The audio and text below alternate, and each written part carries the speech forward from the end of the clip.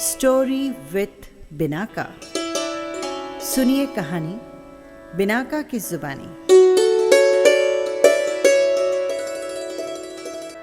तो लीजिए, हाजिर है विक्रम बेताल की कहानी सबसे बढ़कर कौन।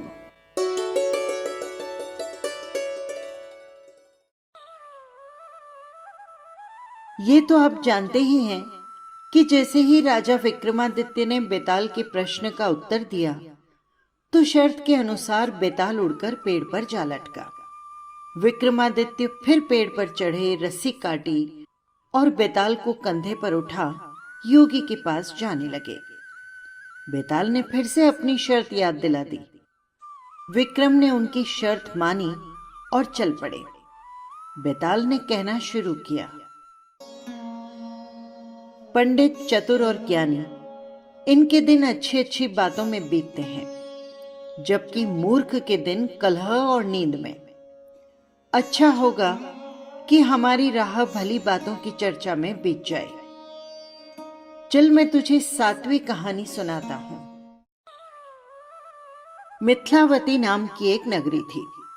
उसमें गुणदीप नाम का राजा राज्य करता था। उस राजा की सेवा करने के लिए दूर देश से एक राजकुमार आया और वो राजकुमार बराबर कोशिश करता रहा, लेकिन उसकी राजा से भेंट न हो सकी। जो कुछ भी वो अपने साथ लेकर आया था सब खत्म हो गया। एक दिन राजा शिकार खेलने चले तो राजकुमार भी पीछे पीछे हो लिया। चलते चलते राजा एक वन में पहुंचे। वहां उसके नौकर चाकर उससे बिछड़ गए। राजा को अकेले देख राजकुमार वहां पहुंचा और उसने राजा को रोका। राजा ने उसकी ओर देखा और पूछा, राहगीर, तू इतना कमजोर क्यों हो रहा है? राजकुमार ने कहा, राजन, इसमें मेरे कर्म का दोष है। मैं जिस राजा के पास रहता हूं वो हजारों को पालता है, पर उसकी निगाह मेरी ओर नहीं जाती। राजन, मैं आपसे कुछ कहना चाहता हूं। राजा ने जब हां की तो उसने कहना शुरू किया,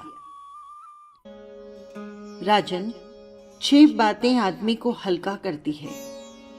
खोटे नर की प्रीति, बिना कारण की हंसी, स्त्री से विवाद, असज्जन स्वामी की सेवा, गधे की सवारी और बिना संस्कृत की भाषा। और हे राजा, ये 5 चीजें आदमी के पैदा होते ही विधाता उसके भाग्य में लिख देता है।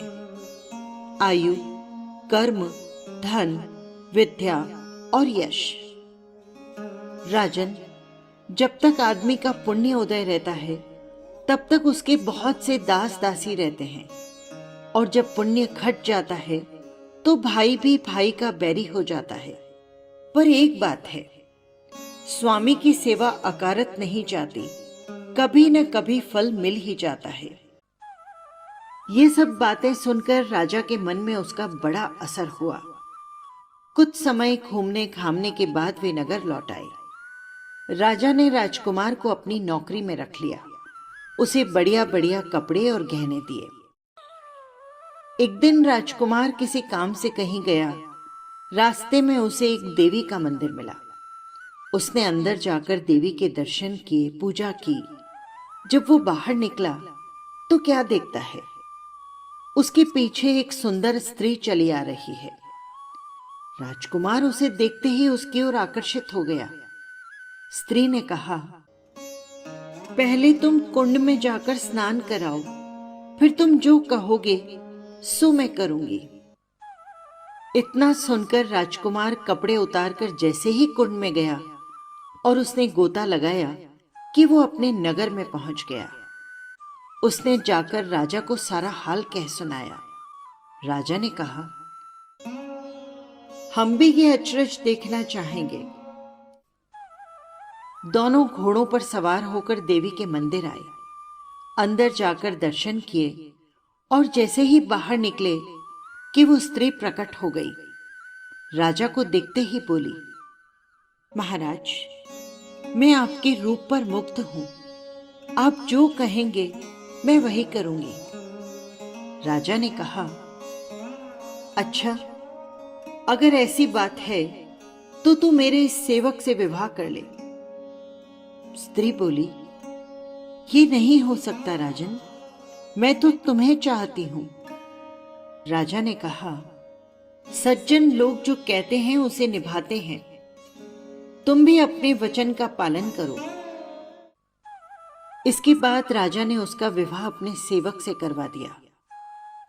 इतना कहकर बेताल बोला, हे राजन, ये बताओ कि राजा और सेवक दोनों में से किसका काम बड़ा हुआ? राजा ने कहा, नौकर का।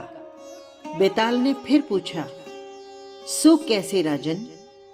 न्याय प्रिय राजा विक्रमादित्य ने उत्तर दिया, उपकार करना राजा का धर्म ही था, इसलिए उसके उपकार करने में कोई खास बात नहीं।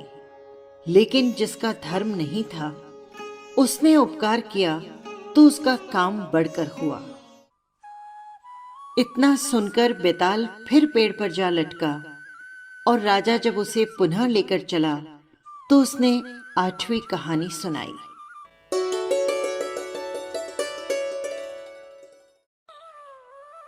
अंग देश की बात है। वहां एक गांव में एक धनी ब्राह्मण रहता था जिसके 3 पुत्र थे। एक बार ब्राह्मण ने एक यज्ञ करना चाहा। उसके लिए एक कछुए की जरूरत हुई। उसने तीनों भाइयों को कछुआ लाने भेजा। वे तीनों समुद्र में पहुंचे। वहां उन्हें एक कछुआ तो मिल गया, लेकिन बड़े ने कहा, मैं भोजन चंग हूं, इसलिए कछुए को नहीं छू सकता। मंझला बोला, मैं नारी चंग हूं, मैं नहीं ले जाऊंगा। सबसे छोटा बोला, मैं तो शैया चंग हूं, सो मैं कछुए को नहीं ले जा सकता। वे तीनों ही भाई बहस में पड़ गए कि उनमें से कौन बढ़कर है। जब वे आपस में इसका फैसला न कर सके तो वे राजा के पास पहुंचे।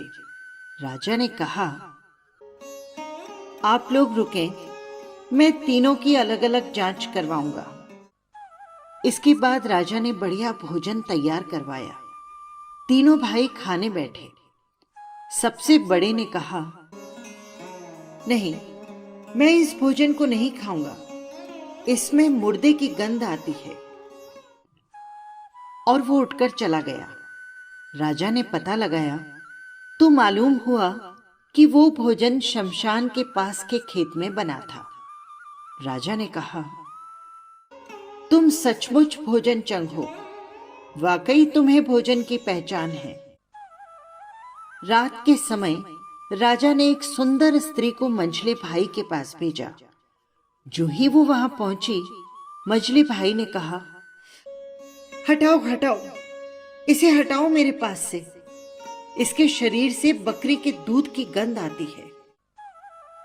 राजा ने ये सुनकर पता लगाया तो मालूम हुआ कि वो स्त्री बचपन से बकरी के दूध पर पली है। राजा बड़ा खुश हुआ और बोला, तुम सचमुच नारी चंग हो।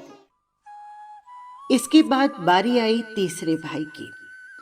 राजा ने सोने के लिए उसके लिए 7 गद्दों का पलंग लगवा दिया। जैसे ही वो उस पर लेटा, एकदम चीख उठा। लोगों ने देखा उसकी पीठ पर एक लाल रेखा खींची थी। राजा को खबर मिली तो उसने बिछौने को दिखवाया। 7 गद्दों के नीचे से एक बाल निकला, उसी से उसकी पीठ पर लाल लकीर हो गई थी। राजा को बड़ा अचरज हुआ। उसने तीनों को 1-1 लाख अशर्फी दी। अब वे तीनों कछुए को ले जाना तो भूल गए और वहीं पर आनंद से रहने लगे। इतना कहकर बेताल बोला, हे राजा, अब तुम बताओ, उन तीनों में से बढ़कर कौन था? राजा ने कहा, मेरे विचार से सबसे बढ़कर शैया चंग था, क्योंकि उसकी पीठ पर बाल का निशान दिखाई दिया और ढूंढने पर बिस्तर में बाल भी पाया गया। बाकी 2 के बारे में तो ये कहा जा सकता है कि उन्होंने किसी से पूछकर जान लिया होगा। इतना सुनते ही बेताल बोला, राजन, तू बोला, मैं चला। ये कहकर बेताल फिर से उड़ा और पेड़ पर जा लटका। बस यही थी कहानी। आपको कैसी लगी कमेंट बॉक्स में जरूर लिखिएगा। और हाँ, यदि आपने चैनल को सब्सक्राइब नहीं किया है तो कर लीजिएगा, जिससे हर कहानी सीधे पहुंच सके आप तक। फिर मिलेंगे किसी और कहानी के साथ। नमस्कार।